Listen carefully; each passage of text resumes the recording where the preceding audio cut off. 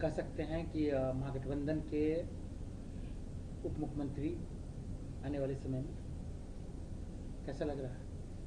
बहुत खुशी प्राप्त हो रहा है।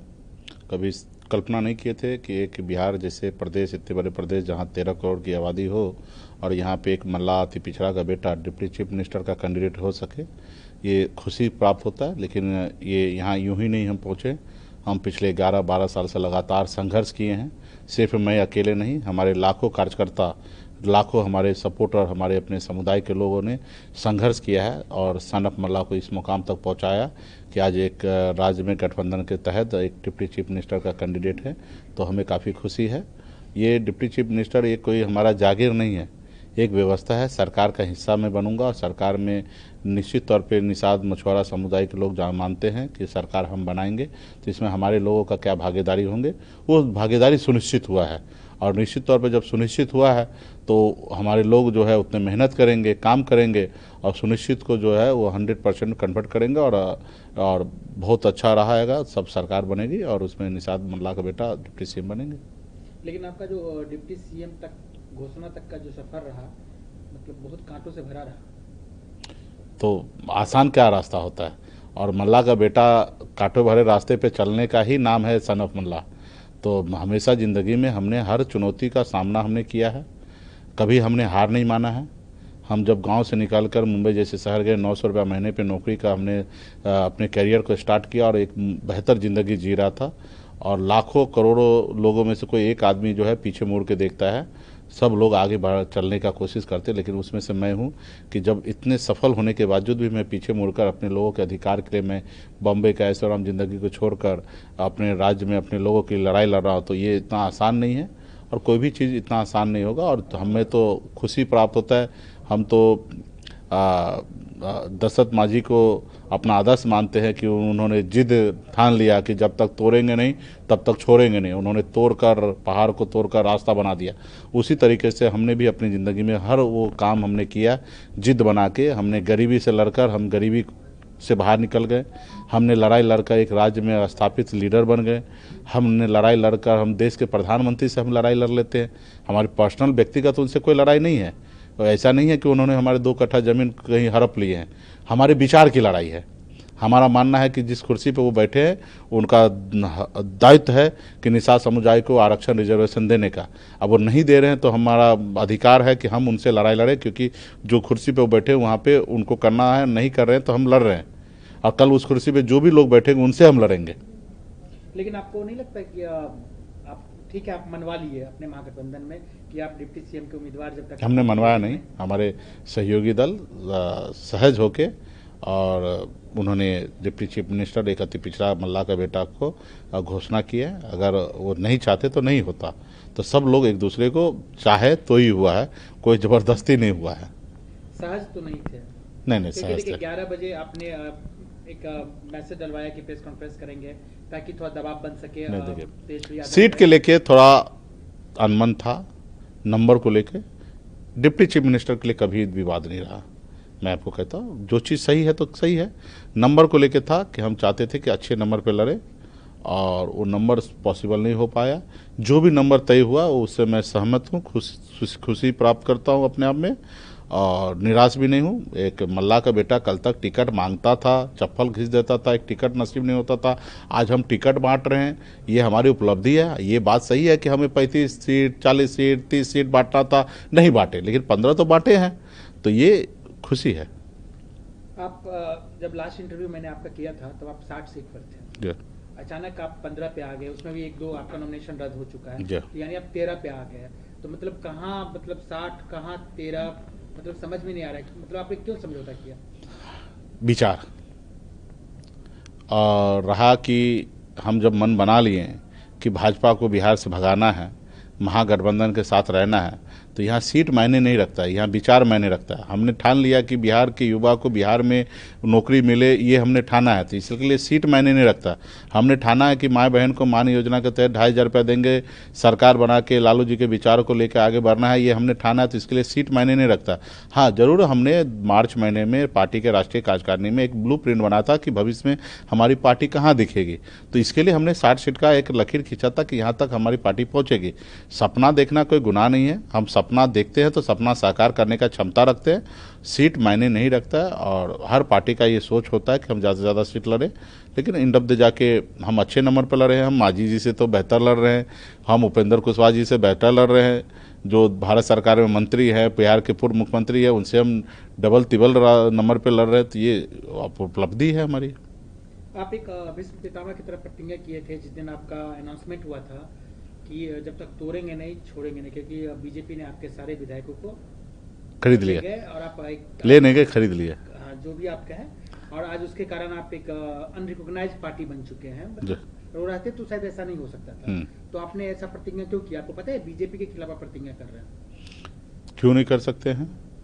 और रहा कि इस देश में हमें हमारे पूर्वज तो अंग्रेज से लड़ाई लड़े हैं, अंग्रेज को मार के भगा दिए हैं, तो हम जो लड़ाई लड़ रहे हैं, जिस जो चीज़ कर रहे हैं, हम कोशिश करेंगे तब ना हराएंगे। हम कोशिश ही नहीं करेंगे तो क्या हराएंगे? हम कोशिश करेंगे, हराएंगे, एक बार में नहीं, 2 बार में, 2 बार नहीं, 3 बार में हराएंगे, लेकिन हराएंगे तो जरूर। एक ना एक दिन वो उसके ताकत कम होंगे, हमारी ताकत धीरे धीरे बढ़ेंगे, और जिस रोज हमारी ताकत बढ़ जाएंगे उस रोज हरा देंगे। आपके बारे में ये भी चर्चा है कि मान लीजिए ये कोई नहीं कंफर्म कर सकता है, वो महागठबंधन एनडीए हो, कि आपका अगला स्टेप क्या होगा। हो सकता है, मतलब ये भी किया जा रहा है कि आप चुनाव के बाद कहीं 10 सीट जीत गए तो आप एनडीए के साथ मिल जाएंगे। हमारा हमेशा स्टेप वही होगा, हमारा पार्टी का हित होगा, राज्य का हित होगा, राज्य के नागरिक का हित होगा, गठबंधन का हित होगा, हमारा हमेशा यही हित होगा।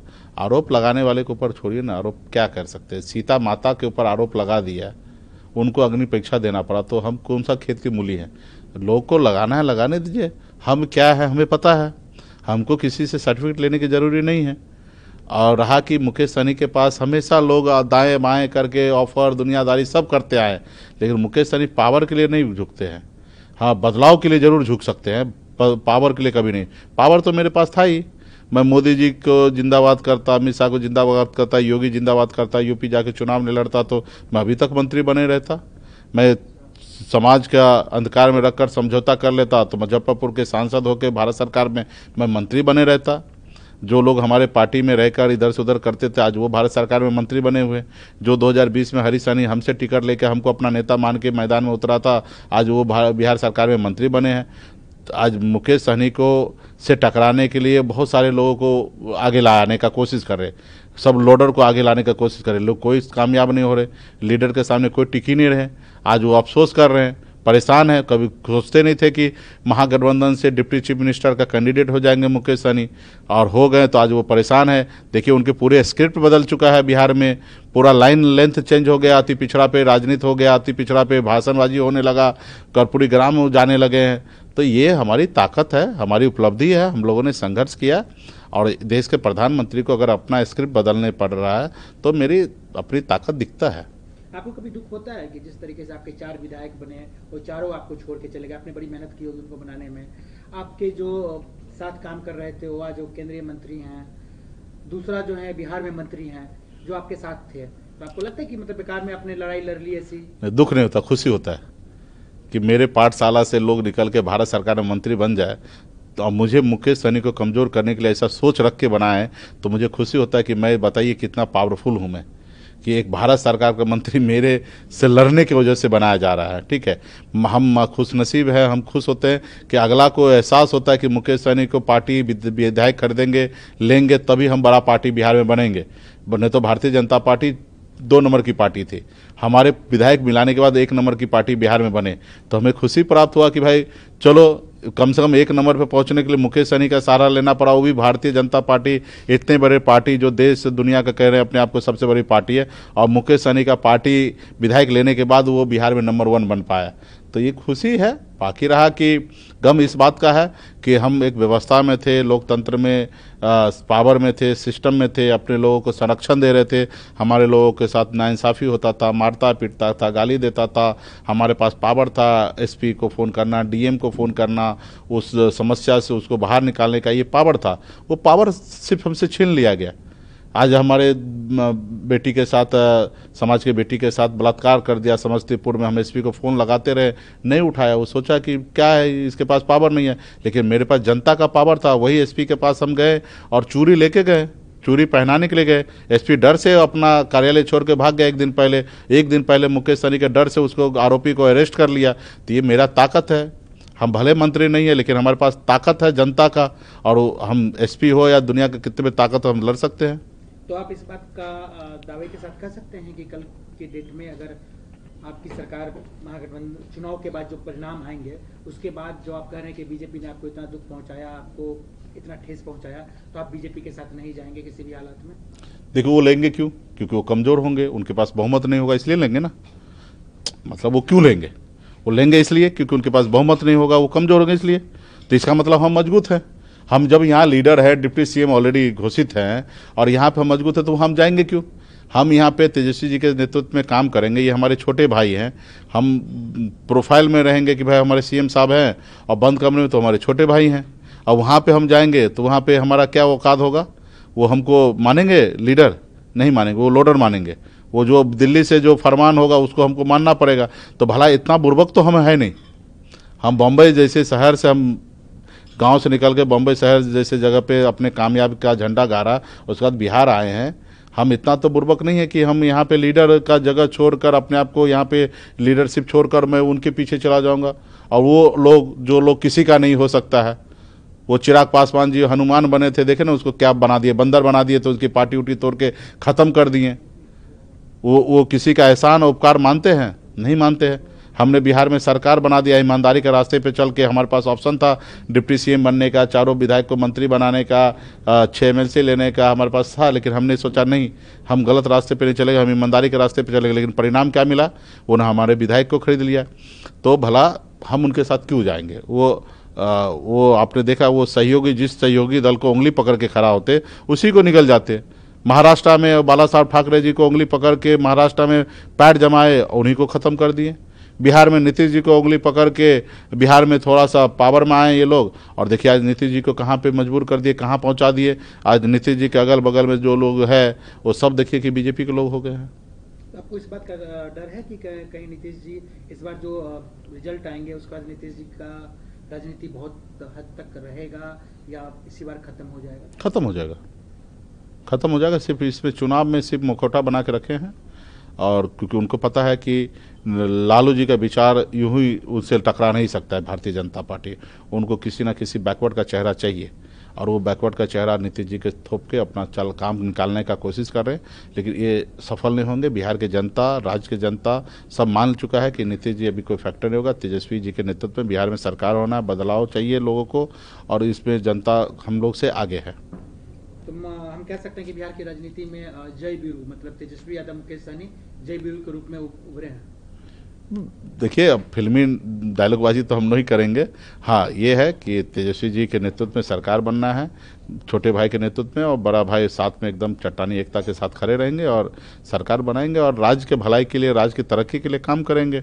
लेकिन आप लोगों का जोड़ी देख के तो यही लगता है कि एक आदमी मल्ला मछली के प्रेमी, एक आदमी यादव जी दूध के प्रेमी। मछली और दूध एक साथ वो पता है नहीं खाया जाता है, तो कहीं आने वाले दिन में दिक्कत तो नहीं होगी? शरीर में क्षमता हो, ताकत हो, तो सब चीज़ पचाया जा सकता है।